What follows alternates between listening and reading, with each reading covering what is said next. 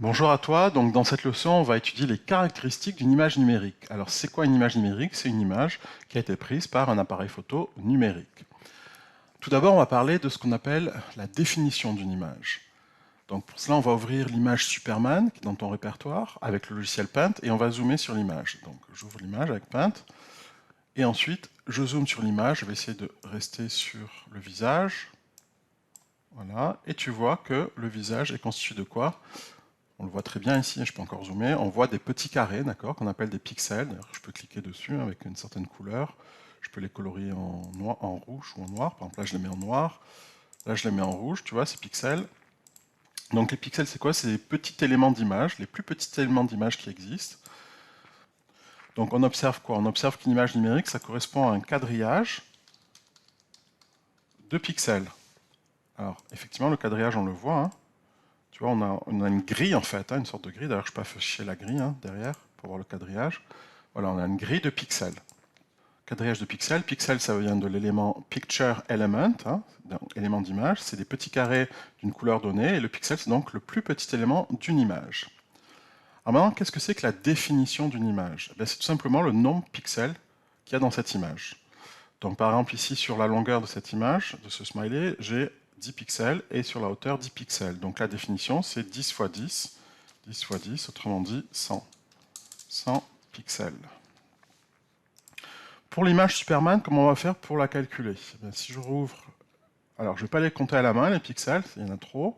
Alors la grille nous donne une indication, puisqu'on voit qu'il y en a à peu près 1000 et quelques sur la longueur, et 500 et quelques, près de 600 sur la hauteur. Mais si je veux avoir une valeur précise, je vais tout simplement dans Fichier, ici Propriétés, et j'ai les valeurs ici 1050 en largeur et 590 en hauteur. Donc je peux calculer la définition. Je fais le produit 1050 fois 590. Donc définition c'est 1050 fois 590. Et si je fais le calcul, je trouve 619 500. Voilà, pixels. Donc la définition, c'est le nombre total de pixels. Maintenant, la résolution d'une image numérique. Alors souvent, on confond les deux, mais ce sont deux notions différentes. Donc pour ce faire, tu vas d'abord, pour comprendre la différence, tu vas cliquer sur ce lien vidéo, scanner le QR code de cette vidéo, et après on en rediscute. Alors, tu vois, d'après la vidéo, on a vu que ce qu'on appelle résolution, c'est le nombre de pixels par unité de longueur. Donc la formule, c'est tout simplement, c'est le nombre de pixels sur une longueur, donc c'est la largeur en pixels, hein, exprimée en pixels. Donc par exemple, tout à l'heure, on avait 1050 pixels hein, sur la longueur. Maintenant, il faut savoir que vaut la longueur, donc c'est la longueur, ou la largeur, en unité de pouces, donc en pouces. Alors on peut le faire aussi en centimètres, hein, si on est en France, mais les Anglais utilisent le pouce. On appelle ça le inch en anglais. Un pouce, c'est 2,54 cm, comme c'est marqué ici. Donc du coup, l'unité de la résolution, c'est des pixels par pouce, tout simplement. Pixels slash pouce, qu'on note plus simplement, ou on les note plutôt PPP, pixels par pouce. Alors parfois, on dit aussi PPI, pixels per inch.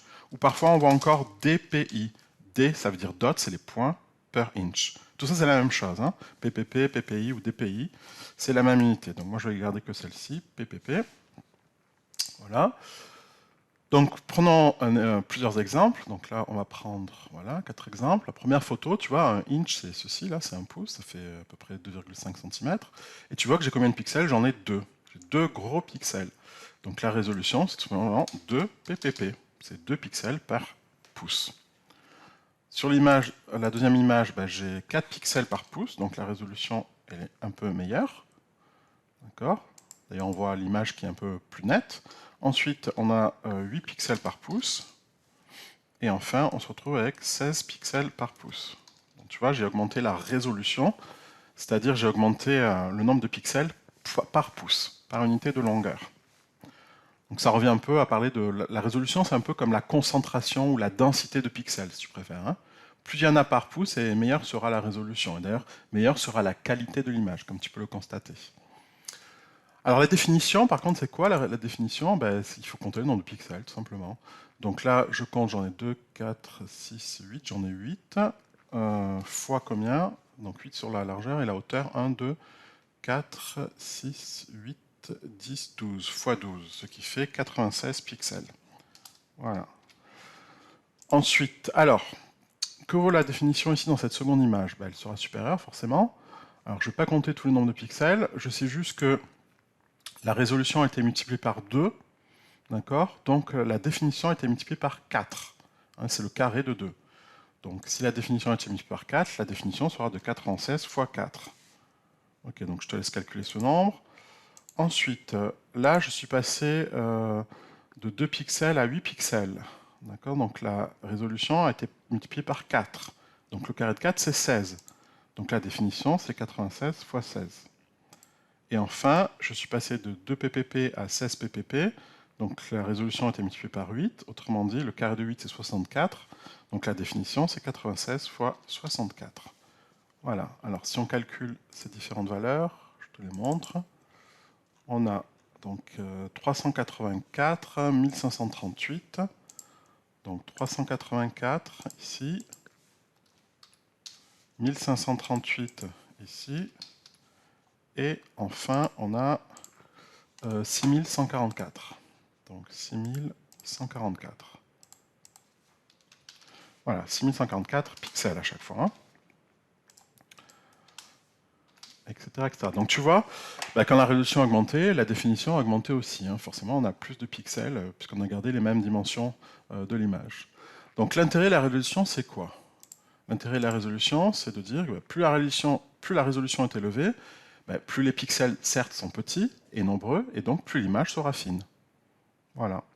Donc quand on change de résolution, finalement on fait diminuer la taille des pixels, du coup on augmente le nombre de pixels, si on garde la même taille, et du coup l'image sera beaucoup plus fine.